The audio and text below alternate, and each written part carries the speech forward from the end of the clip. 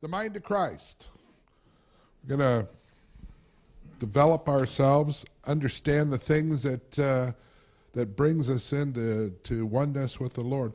Ephesians 4:23, and be renewed in the spirit of your mind.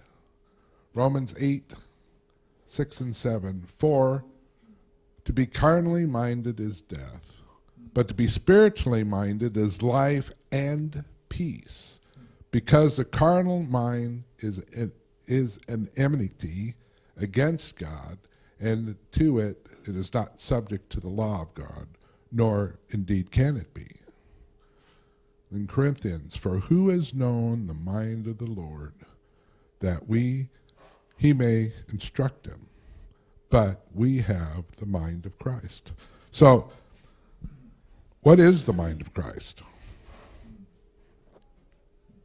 I thought he was asking a question, but no. What is the mind of Christ? The mind of Christ in the most basic area is that we understand what God did for us through Christ, and then accepting that. It says that the carnal mind is at enmity with God. The mind of Christ takes us beyond the sin and the sickness and all the things that Paul talks about, the enmity, the strife, all the things that are in the flesh and in our heart. The mind of Christ takes us above those things. The mind of Christ also separates us from the law of sickness and death and brings us into what? Finish that sentence now. Into life and peace, correct. The mind of Christ wipes out all the things that we've done in the past and makes all things new. Amen. What else does the mind of Christ do? Huh? Don't point at you? Yeah, okay. I won't do that anymore.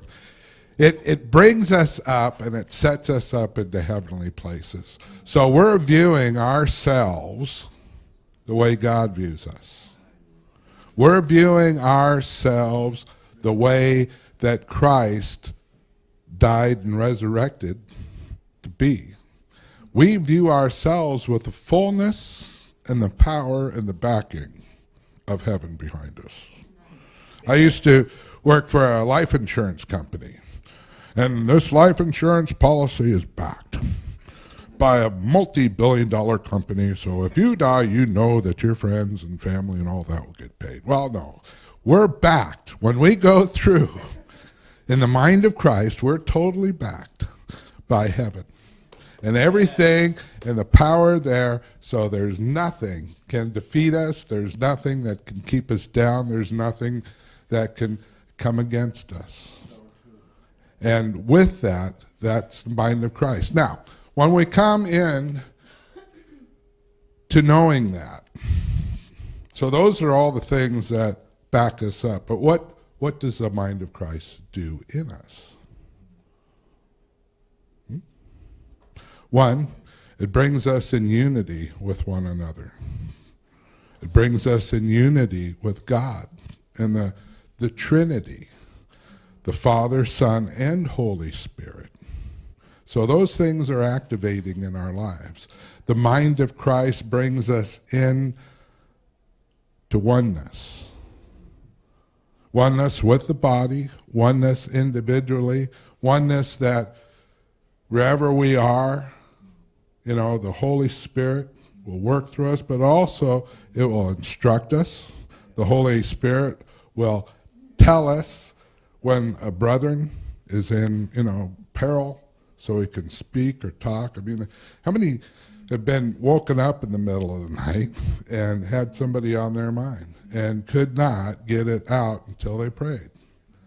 They sent those shots, those areas of encouragement to their souls, the area of healing, if that's what they needed, or if they're in discouragement, that encouragement. See, that oneness that the mind of Christ gives us brings us into a unity that we can overcome. And as we put the mind of Christ on, I was talking with someone, they said, we were talking about the shield of faith. And they said, well, don't think of it as this shield. It's a shield. It goes around you, kind of like when they put the shields on in Star Trek, this bubble went around. And then they're floating around and things would hit them. Ding, ding, ding, ding, ding. No, that's the shield of faith. And then I was thinking about, it talks about putting on the full armor. And of that full armor is the helmet of salvation. What is in that helmet of salvation? The mind of Christ. And that helmet of salvation is also a shield. It says, bring all thoughts captive to the obedience of Christ. That mind of Christ. So when something comes in and, driving down the street, somebody gets us, and and then instead of saying blessings and things like that we should,